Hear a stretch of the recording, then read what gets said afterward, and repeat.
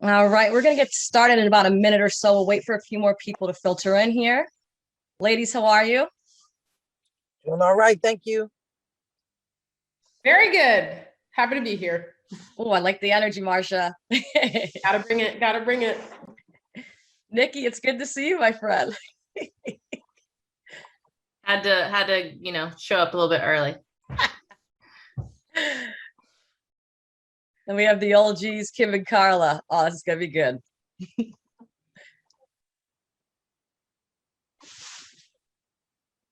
Kim, we're always being called old. What's up with that? No, not I old. know.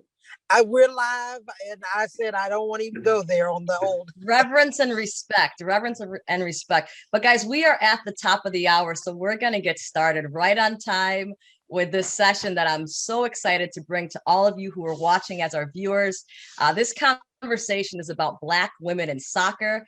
And, I tend to laugh because Beyonce had mentioned years ago that, when CEOs are having a hard time, finding Black executives to hire, if she can find 24 Black female trombone players, we're going to put as many Black female faces on this panel and just celebrate Juneteenth, celebrate 25 years as the Black Soccer Coaches Association. But to really highlight us, speaking to Black women who are in this field, who are doing it, because people are often asking, where are the Black women in soccer? And we're here to say today that we are here, and we're going to continue to do some work to make sure that there are more Black women in general. So I also want to make sure that everyone who's watching realizes that while this is Juneteenth and we're celebrating Black culture, this is for everyone to partake in. We look forward to having conversation with everyone from all the different flavors of the rainbow so that we can all be a part of making this game as inclusive, diverse, and as powerful as possible. So what I'm going to do is I'm going to have everyone here give a very brief, there's a lot of us, so very brief introduction, a self-introduction for yourself. And we're going to go in alphabetical order. So we're going to start with the wonderful Kim Crabbe. We're then going to go to Marsha. Then we'll go to Shalom. Then we'll go to Havana. Is Havana on? I don't see her yet. Havana's in London, so it's like 3 a.m. So we'll see what happens there. Then we'll go to Karla, and then Nikki, your last name ends with a W, so you're last. So we'll go from there. But I'll start. I am Nicole Hercules, the chair of the United Soccer Coaches Black Soccer Coaches Group. And I also own a program called the Rochester City Soccer League in Rochester, New York. So since I'm keeping it brief, I will then pass it on and over to Kim Crabbe. Okay, well, I'm Kim Crabbe. I am the Outreach Program Director for the Wilmington Hammerheads in Wilmington, North Carolina. I am a single parent of a beautiful daughter who does not play soccer.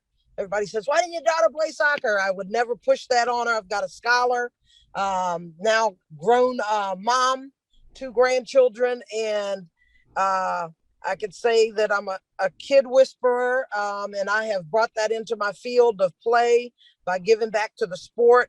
I target at-risk and underserved kids here in the community, giving them opportunities and platforms to show what they got, at the soccer level, as so many of them are excluded in different ways and different platforms.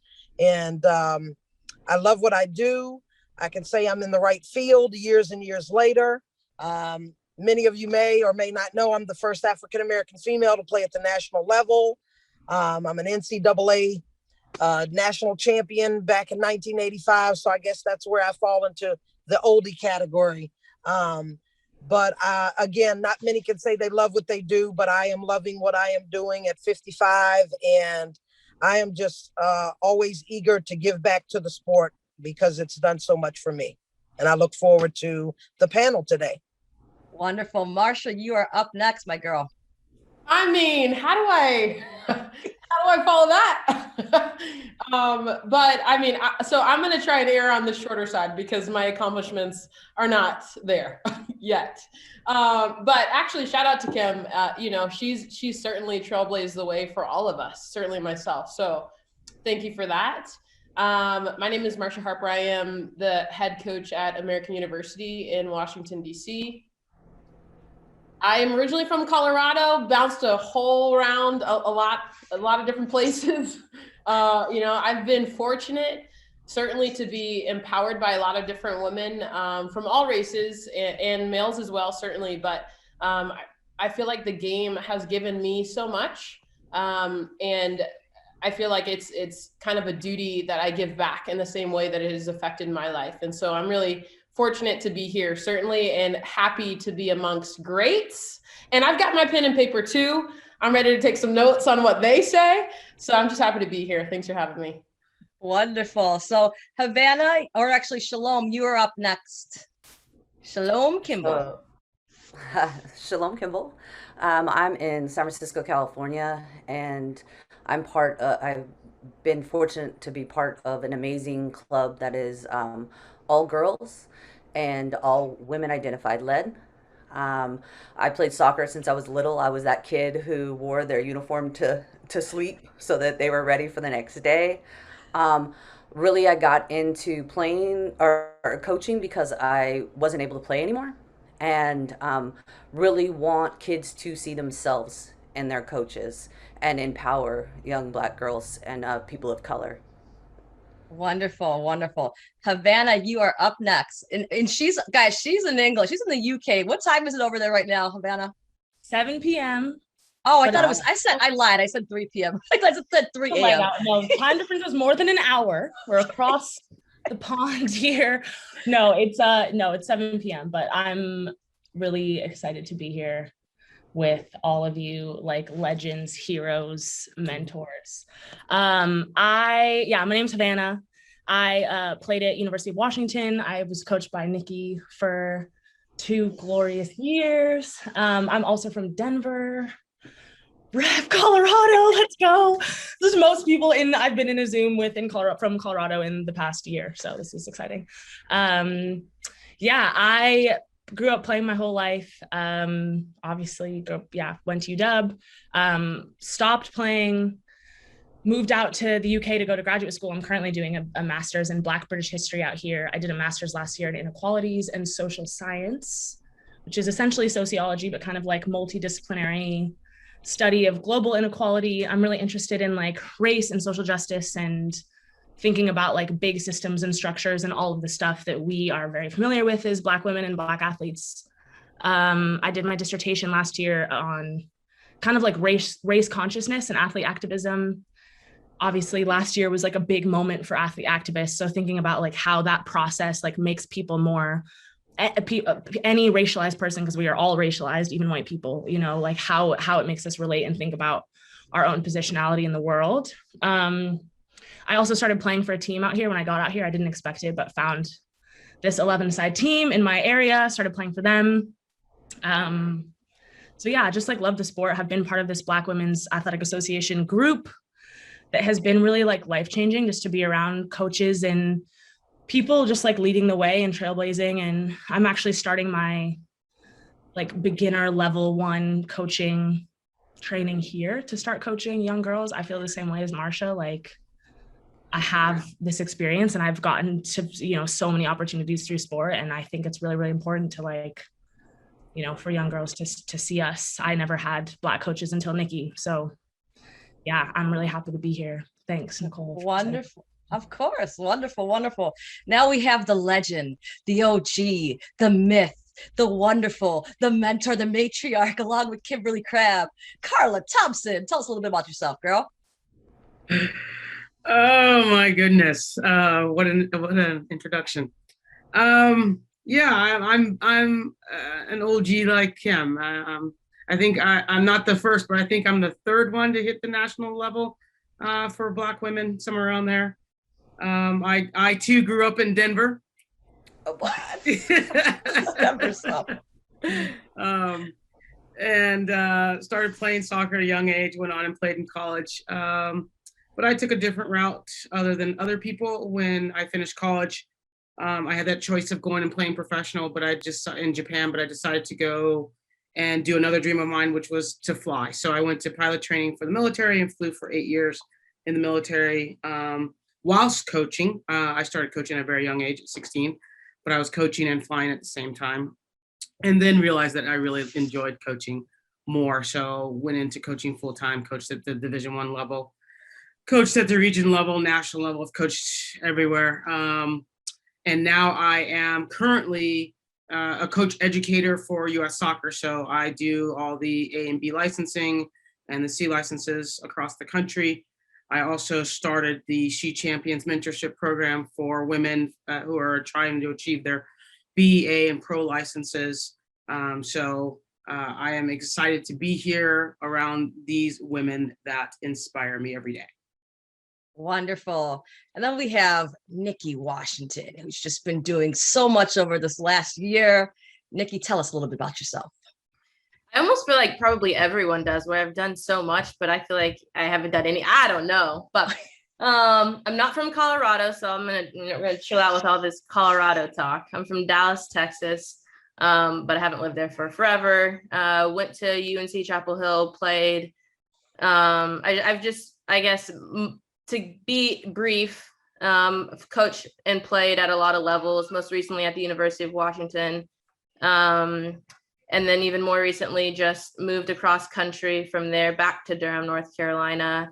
I'm a part of the She Champions mentorship program with Karla, who is my mentor, formally and informally. So that's always really, really nice. There we go. Let's get going. Oh, I love it. Let's get going. So Marsha, really quickly, just tell people what we want in the chat, because I know we can't see you guys, but we want this as engaging as possible. We're going to get into some really good questions that are going to help Black women, coaches, males, everyone can learn from this session. But Marsha, let them know how they can engage with us in the chat. Yeah, so I'll try my best not to interrupt anyone else, but I might verbally or through text send a question in the chat, and just ask everyone that's here if you feel comfortable to go ahead, which, by the way, I'll just say, I'm sure Nicole will already say this, but this is a space to be open and honest and vulnerable and safe. So I'm going to throw some questions in there to get conversation going, and engage a little bit, because we want to hear also what you guys have to say and think as well. So could be funny, could be serious, but just keep an eye.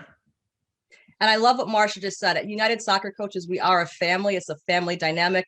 No one's going to call anyone a racist or anything like that. We're just here to learn and grow together and to gain some insight and evolve together. So that's what this is all about. So we're going to hop right into the first question. And I'm going to say it again to the women, because there's so many of us and the knowledgeable, wise women. Let's try to keep it as short and brief as possible, because we have a lot of us. But this first question, and we'll continue to kind of go in that order. If it's something that you really want to chime in on, then go ahead. If it's something that you don't want to, you don't have to. But has being a Black woman ever affected your soccer career in a positive or a negative manner? And do you feel comfortable sharing the experience, or have you held back? Oh, I'm not muted. Okay. This year. For you guys all to unmute so we can hear. Mute this, but woo! All right, I'm muting now. Okay, who wants to hop in first here? I saw Havana unmute for a little bit. I just thought we were going to be in solidarity with Nikki, but I can start. I saw. Oops, we can't hear you now. Oh, do you want me to? I saw Shalom unmuted as well. Do you want to start, or do you want me to go? Go ahead. Please go. Please. First things comes to mind to me. I mean, I feel like there's so many layers to this. What I can speak to is like,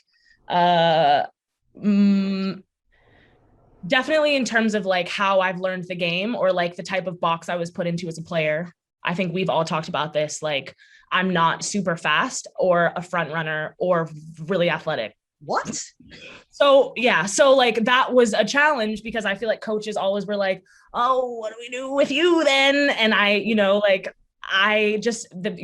think that is a big thing that we all face. Like, even if you are that player, then also you're put into this like weird box of like, that is racism. And I feel like that's not something we always talk about. Like, racism, and is always like the mean racist white person being like, boo, boo, boo. But like the way you're put in boxes, certain expectations that are set for you based on stereotypes, whatever, how most people relate to the game, whatever. That's something that I experienced definitely. And then I would say the other thing, I'll keep it brief, is just like, especially in 2016 and 2017 when I was in college and playing, and all of this activism stuff was popping off. Kaepernick was popping off.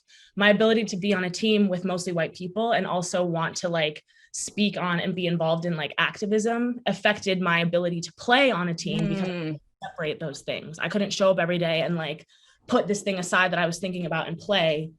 It needed to be all together. And luckily I was in a space eventually that got to a place where I could do both of those things and be both of those people on the field. But it took some time and an adjusting. And also I was playing in 2016. I wasn't playing in 2008 or 1995 or, you know, so that's me.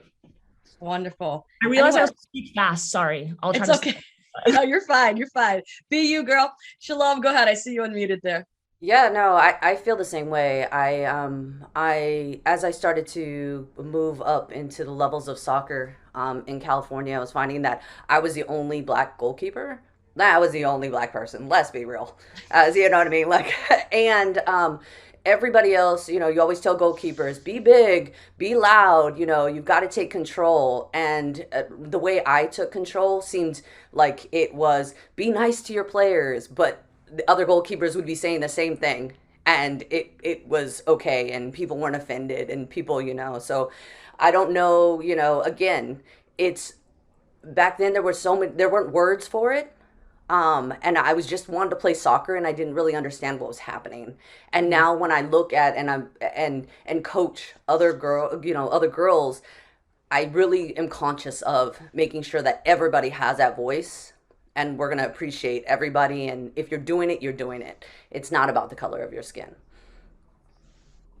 Yeah, I think, Shalom, you make a really good point. And just as I feel like as we get older, obviously we're able to make sense of things once they happen. So like as I was growing up, that's why I think the question is so complex, because it's almost a reflective question. And when you think about it from a playing sense, but like you feel things that happen, and you're like, I don't have the words for it. I don't know exactly what's happening, you know, when you're living it, especially at a younger age.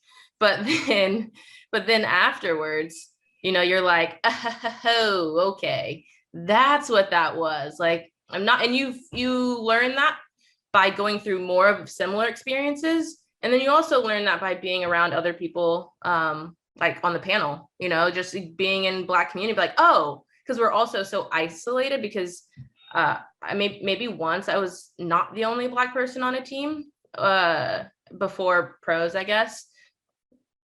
Yeah. And so you kind of are constantly questioning, wait, is it just me? Why is this? Or whatever, you know, or just a lot of tiny little things. Like, you know, someone pulls your jersey, like little tussles on the field, and they're like, okay, sister. And I'm like, what?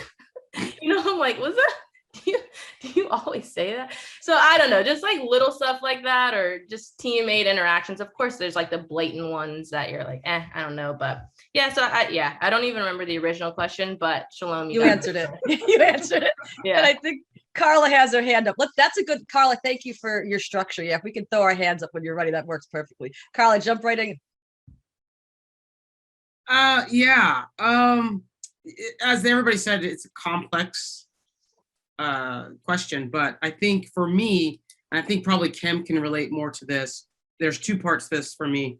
One was back when I started playing, back when we did, and I won't say the time, Kim, because it'll age us, but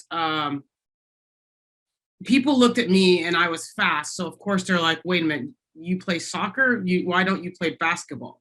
Why don't you run track? So that was the first part that I really, the microaggressions that I started experiencing at a young age. And then to keep it brief, also, I'm listening to the young guard and I'm excited in my heart because I have never, and I can say this again, have never experienced in a sport arena, a job arena, anything that I was not the only Black person there. I'm still in that situation. So for you guys to have teammates that look like you, whether it's one or two, treasure it. That means there are some things that are happening, but I have never, no teams have I ever played on, no organizations have I ever worked in, have I ever been with somebody else that looked like me. Anyone else? Kim or not? Well, like Carla was saying, and I mean, with me being the first, I didn't have anyone that looked like me.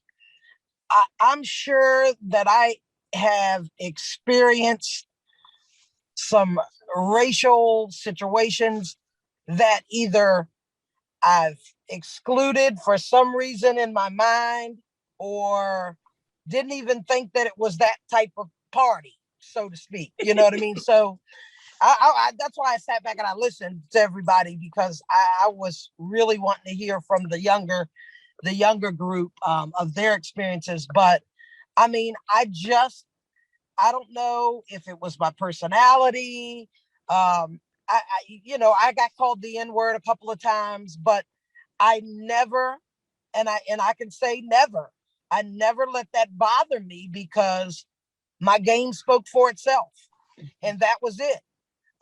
It's not until now, to the present, that I'm dealing with those issues that are bothering me, or that need some resolution or some closure. So it's just interesting to listen to everybody. But again, you guys have had somebody that looked like you playing on your team or something. But like Carla and I said, we were just in arenas and platforms that there just weren't. I grew up playing with some African-American females, but once I started playing at an elite level, it was Crabbe. I was it.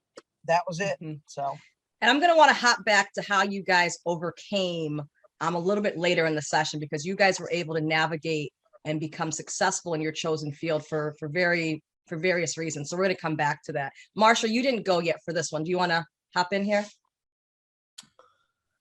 Sure. I feel like, actually, as I was listening to the other panelists talk, where my brain went was not necessarily about who was around me on the soccer field, but more from the context of, growing up in Colorado. My mom put me from 6th to 12th grade in a private school, predominantly all white, very wealthy. I was the only sister. Right. And so that was really tough. And I struggled with that. And I'm thankful that she did now. As I look back, I struggled with, basically assimilating to that culture.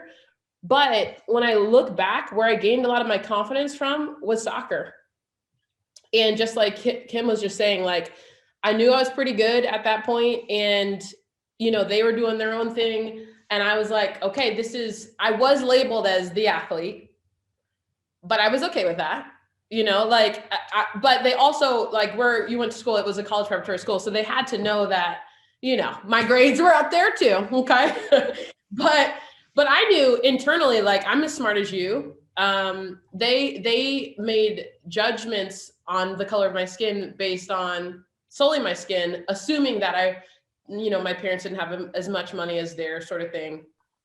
Just, it was for me, the environment was this kind of internal conflict of my identity and who I was, but I leaned heavy on soccer, and it has absolutely pulled me out of almost every situation that I've been in that's negative and given me my identity. And you get me on my soapbox, but that's good though.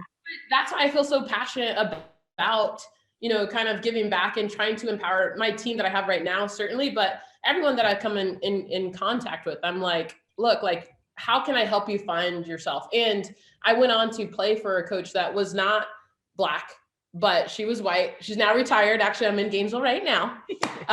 But it's something that you just, I don't know, like, the sport for me has taken me so many places, and I get so passionate about it and riled up. So that's I'll mute myself now. No, but Marsha, you talked about something really important.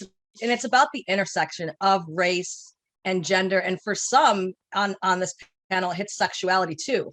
So there's a few different, microcosms that we have to think about as Black women in the sport. And, when I grew up, I played with, my cousin was 5 years older than me. So I played with boys who were older than me, and I was stronger and I was faster. So I never thought that men were better than women. I never thought anyone was better than me. So I'm kind of hearing from all of us that soccer gave us a certain confidence. The sport gave us a confidence and a know-how, because we were able to, be great players, but it also taught us some other things about ourselves. So here's a question. How has your color shaped your values as a soccer coach or player? Has it helped you in some aspects? Where are you with that? So I'm going to throw that to Kim first. We'll go back in our order. Well, it's definitely shaped me into who I am today. I grew up in a single parent household. My father was incarcerated the majority of my life. I'm 55. So, growing up with a younger sister who's 13 years younger than I was. So I was, I stepped up as a role model there. Soccer was my go-to. There would be no me today without the sport. No ifs, ands, and buts about it. And again, I love what I do, and I think it's so important to give back. And I don't see myself doing anything else. I mean, yes, it has shaped me in the most positive form that there could be. So, I mean, I could go on and on about that, but I'll share the panel. And we'll go to Marsha next. We'll go back to our order here. Well, I feel like I already touched on it a little bit, but I really just feel like it literally has taught me, not to throw my brother under the bus, but he was not overly athletic. Okay. Very smart now, mechanical engineer, smart guy, but he he wasn't in sports. He wasn't in organized sports, let's say. I was obviously in organized sports, and it has absolutely structured my entire life. So I didn't have an opportunity to not. Also, my mom is a retired lieutenant colonel in the Army. So it's kind of like, I didn't have an option. My brother, he was a knucklehead for a few years. And because of him, my mom was like, okay, put you in this school, this environment, you play soccer, go and do your thing. It's very organized, right? And so I feel like it was almost this thing where not until I switched clubs, I was like the workhorse trying to do everything, right? And that taught me a lot about teamwork. And then moving into college, absolutely. I'm here now in Gainesville with some of my teammates, and soccer is the common thread. It has allowed me to be where I am at today 100%. And it has absolutely structured my personality and how I operate, how I look at myself in the mirror is 100% soccer, certainly an accumulation of the environment as well. But I don't know, man, I can keep going. So I'm going to pass the mic. Pass the mic. All right. Shalom, you're up. And I love your backdrop. That is fire. Thank you. So I have been listening to these ladies, and I'm going to tell you, I've sort of forgotten the question. So one more time, please. The question is, how has your color shaped your values and your experience? And I'm so happy that you said that, because oh no, she froze. My heart is so full listening to everybody right now. So I'm right with you, forgetting the question I asked. So yeah, how has your color shaped your values in soccer as a player or a coach? As a player, I always would come home and I'd be like, the boys, like, what is the deal? And my mom, the only thing my mom would say was, beat them and then you will be fine. And so I was like, that was my mentality. And so going into soccer, right, I played on a co-ed team at first. And so going into soccer, I was like, oh, okay, well, I'm bigger. I was bigger for my age. I'm faster than you are right now because you haven't caught up. And so I'm just going to beat you up and just pass you by. And I think that as I went through soccer, that was my mentality, right? So it's every time somebody tries to get the better of you and you just kind of rise up and you say, you know what? I can do this. I've been doing it for years and I can do it. And as a coach, I'm looking at other coaches and saying, I've been gifted being a Black woman. I've been gifted something that I can give kids that a lot of kids haven't seen for years. So I will be that stellar person. I will be that stellar coach. And I will make sure that the kids see something that they want to be later on in life. Because you can't play forever. And not everybody, like you said, Marsha, right? Not everybody's suited for playing, but there's so many avenues and I want them to just love it as much as I do. Wonderful. Havana, you're up.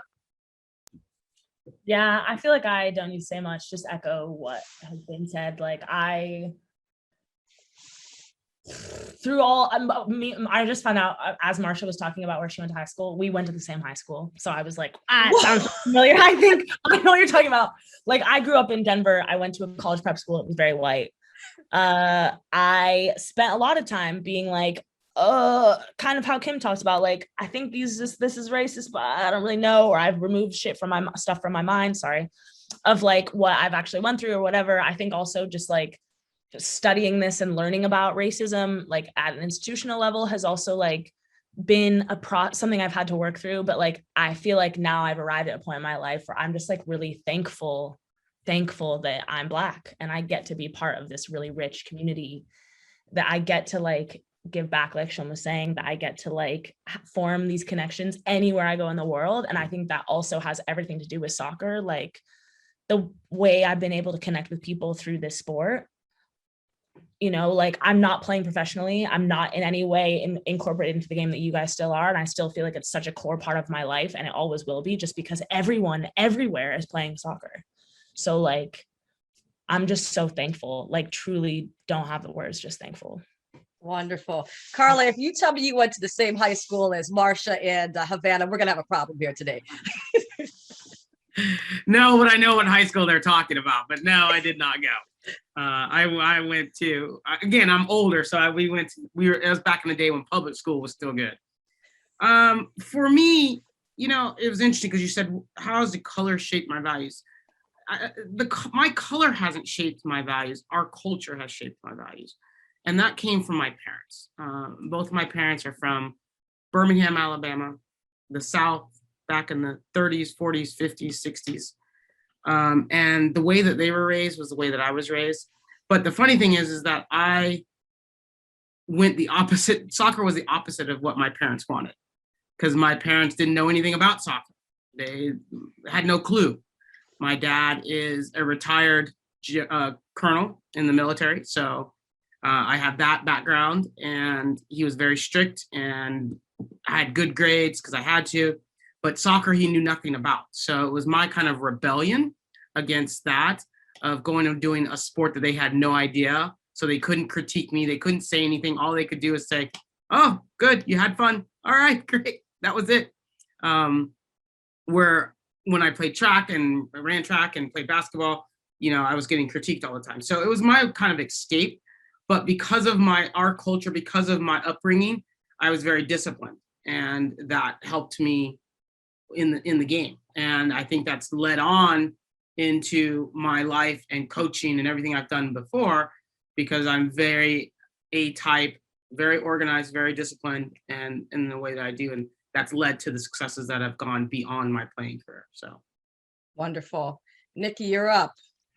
Yeah, again, same. I echo everything. I would say for me, I think as a Black woman, having played the sport and as a coach, I think the common thread is wanting freedom in my expression of how I play the game and to be whole in it.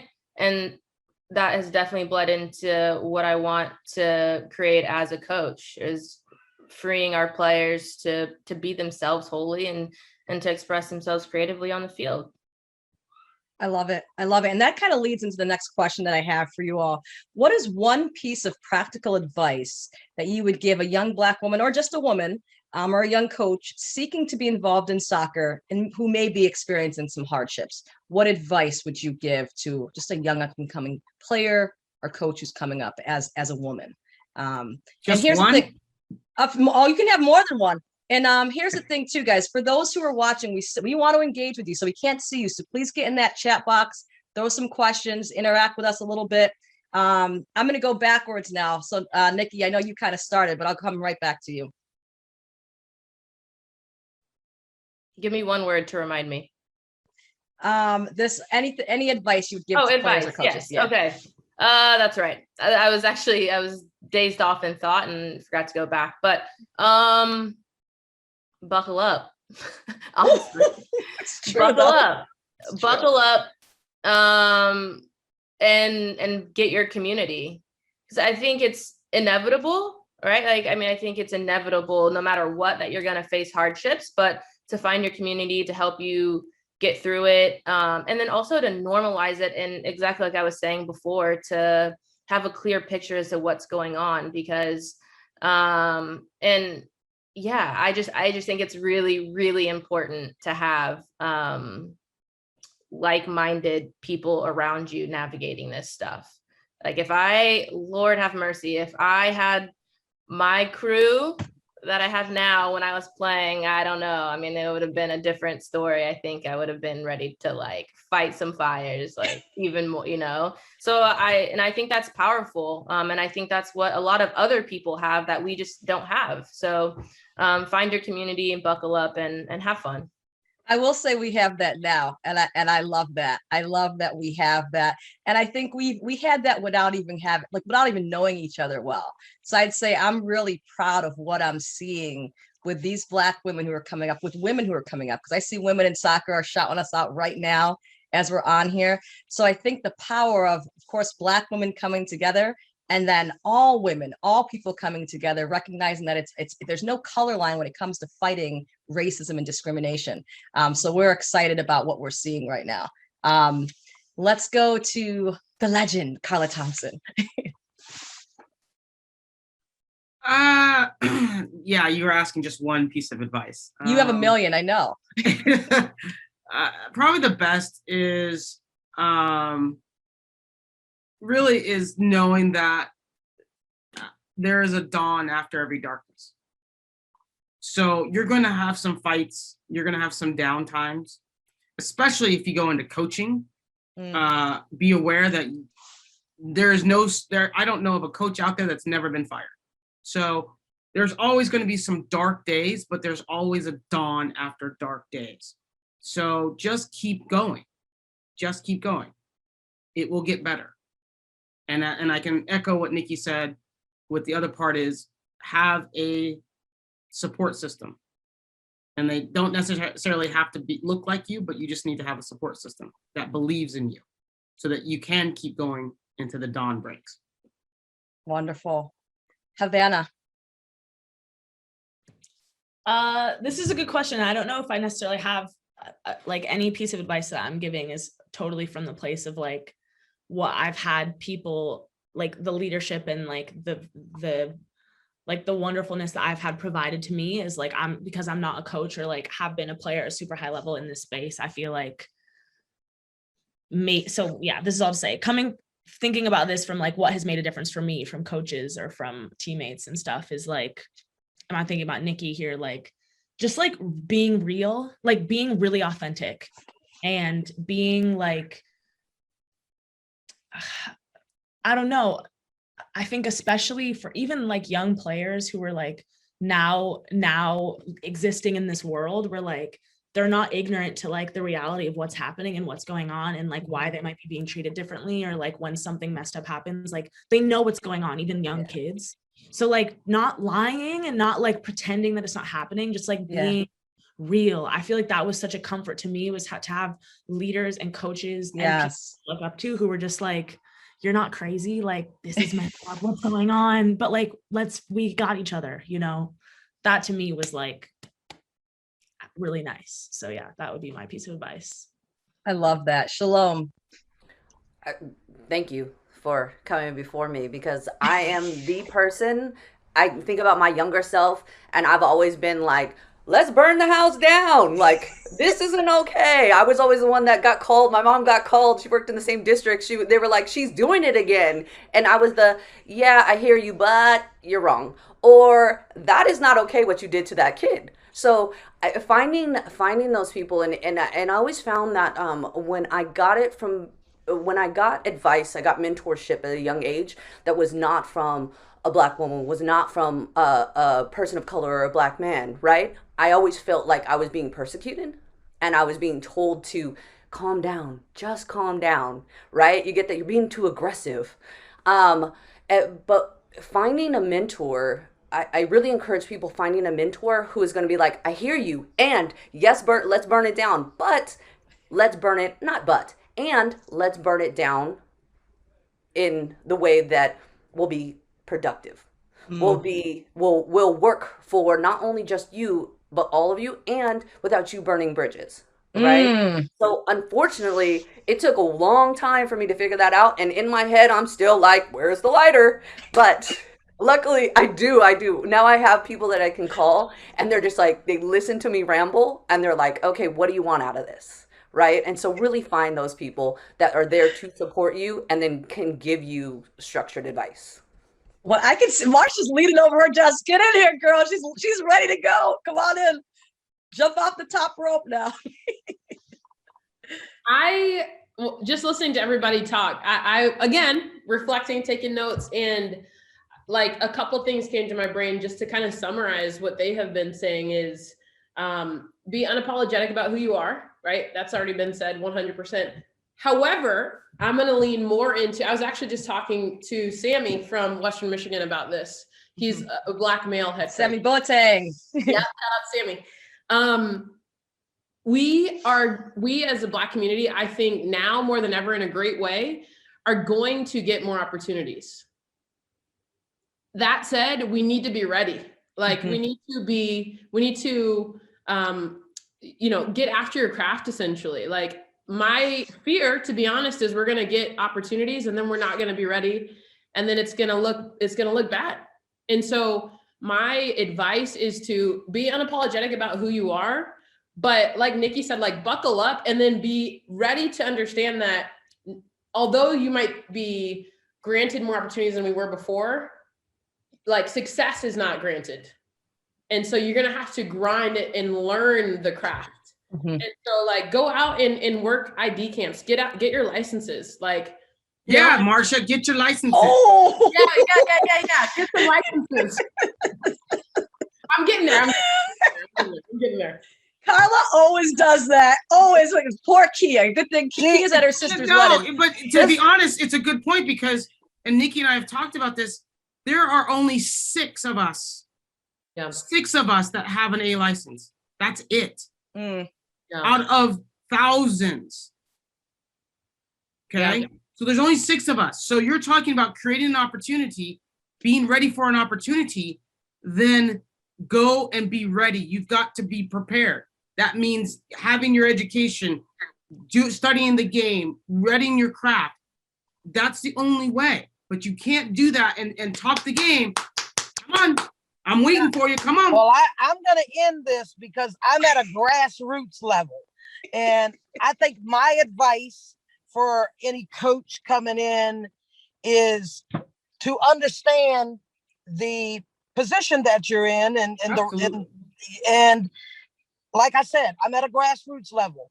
My job is to impact a life. My job is to make certain that everybody has fun and enjoys this game because let's face it, when the thrill is gone, it's gone.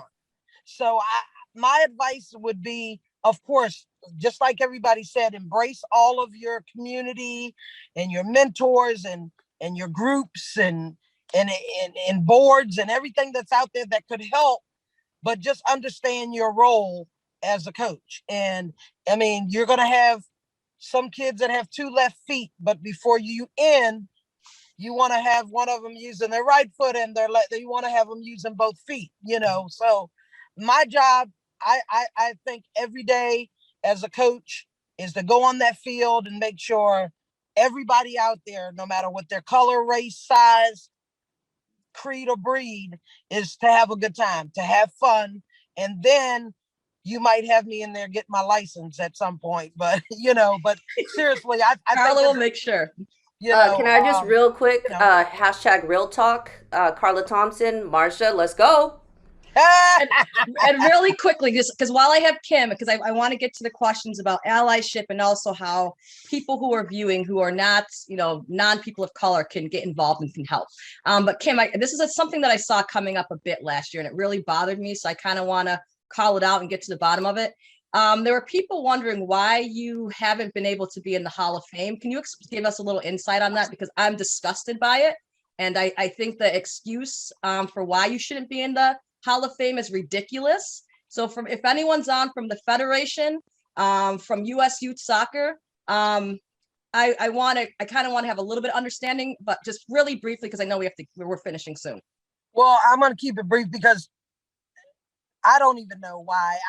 I'm hearing bits and pieces. Oh, there's criteria and procedure that's been in place, and I meet 2 out of the 4. We're not going back on just because I am the first. You had to have played in a certain amount of games or caps and minutes and yada, yada, yada, yada. I get that, but that wasn't in place when I played back in the day. So it's another accolade that, you know, some would kill to have. Again, I know my place in this sport and in this game. I'm where I'm supposed to be, regardless of whether I have the title or not, you know, of being in the Hall of Fame. You know, I was the first. Look at all of us behind me that are doing great things. So at the end of the day, that's the biggest trophy of all. Okay, great. And then just to kind of tie it to Juneteenth, the Emancipation Proclamation happened 2 years prior to Juneteenth. So laws and policies have often found their way to discourage and discriminate of people of color and block their opportunities to be seen and to be heard. So just know, U.S. Soccer Federation, I'm sorry to do this, but I think it's unacceptable. And now let me move to this question that we're going to have that's for everybody who's here, all of our amazing people who are watching, who stayed with us this entire time. We really want to be able to have takeaways for, you know, allies. How can people be stronger allies to the Black Women's Initiative? Because when we're talking about what we're doing here, you know, we have kind of those 2 intersections of not being a Black male and not being a white woman. So we have a couple different things that we're up against. This group has found a way to navigate. So I think there's a lot of information that could be passed on to those who don't have that way to navigate. So how can allies help us out? How can we make and advise people who are non-Black to make them more aware of how they can help us and to be a part of what we're doing so we can do it together? Because the togetherness is going to be really important. It's not just going to be Black people fighting this fight. It's going to be all of us together. I'll start it off. I think we talked about this previously. I don't know what panel this was. Yes. First of all, they need to be aware. They need to be aware that we are different than white women because they want to lump us all in there together. That we have different needs. We come from different backgrounds. And then we need to have that perspective in the discussion rooms. So when you're making decisions, you need to have the different perspectives in the room making decisions so that you make sure that you are encompassing everybody in there. If everybody looks the same, then the perception is going to be the same. Wonderful. Wonderful. Anyone else? So we'll go to everyone else. So Nikki, or go ahead, Havana. I saw you come off. Yeah, I was just going to say, to build on, well, I saw this question in the chat that said, what do white directors of coaching who are thinking about hiring? I think this is a good question. If there are any white people on the call, I don't know, but especially in positions of leadership who have autonomy to be hiring. I'm speaking, I do some like education stuff and anti-racist education. And I feel like a huge thing when doing that, if you're in a room that's like white people and Black people, and you have to be clear that like when you're speaking to white people, that you're speaking to white people. So right now I'm speaking to white people. You see us in a room saying, be brave, don't hold back, speak your truth, blah, blah, blah, all of this stuff, which is all well and good. But then if we go into these spaces and we're doing that and we're met with, you're being aggressive, you're talking too much, you're wanting too much. I hear what you're saying and you're right, but your delivery is a bit aggressive. You are participating in racist shit that makes us feel like, oh, I've heard this in a panel that I should speak my truth, but then I actually come do it in practice and it doesn't work because I'm met with nothing. So what you can do, like Karla said, is this awareness. And it's not just like I went to one panel and I'm aware now. It's like, okay, just by virtue of existing in a racist world, unless I am actively trying to interrupt it, I'm going to cause harm. I'm going to not be equal in my hiring practices. I'm going to not be supportive of my coaches when they come to me with some racist stuff they've been through. I'm not going to be able to understand when they're serving kids who have specific needs that I'm not aware of. It's like a constant struggle, a constant commitment to educating yourself and knowing how to interrupt this stuff. Wonderful. Well, let's close out. So everyone who's left, I think it's Nikki, I think it's Kim, Marsha. Shalom, did you go? Okay, so this is the last, we'll just end it kind of with your closing remarks on that, on how a takeaway for how people can be good allies, and also just a little takeaway from non-people of color. Yeah, just so full disclosure, that's my wife. And she is white. Oh, the but, question she answered. Right. Yeah. The question that was asked. And I think that with that, and having that question being asked and having put in practicality is really important. And so it's really always looking and saying, instead of doing for, asking of, right? I don't want you to do for me. Also hire. Go and be intentional on who you are hiring. But also, back to what Marsha said, don't set us up for failure. If you're going to hire us, mentor us, help us get our licenses, help us be better, right? And when I say help us, I mean direct us where we can go, because we can do it ourselves. We just need to know where to go, because we haven't necessarily had those opportunities prior. Hence the 6, right? So just be better at being intentional and bringing people of color into the space. Love it. Nikki and then Kim, go ahead. Yeah, I'll kind of piggyback off of that. Something I always think about is, I think all of us got to where we are truly because we are exceptional. And so I think investing in people that aren't on the surface exceptional, like someone that you have to develop a little bit more. I always think about the idea of the very successful, like one Black, I'll take my own story. I am where I am because I've been exceptional from a very young age. So I was easy to be picked out and placed in these other things and then develop from there. But what about the Black player that's average and therefore never gets an opportunity to be invested in to then become? So I just think there's a lot of Black exceptionalism that is raised as if it's the standard, and it's not. It's like oftentimes we're the exception. So I think that's what we get into when we point into, hey, it's getting better because look at that. Look at Barack Obama, or whatever you want to say, the one or the few. It's the Black exceptionalism that you're pointing to, which is highly problematic. So I think it is investing in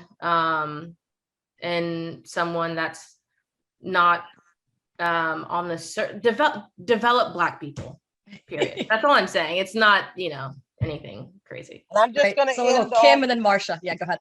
I'm just ending on what Carla said. The awareness is so important. And, we just have to keep striving and keep supporting one another. And hopefully a change will come, a change will come. So. Great. Marsha. Can I go back on one thing real fast? I want to be clear.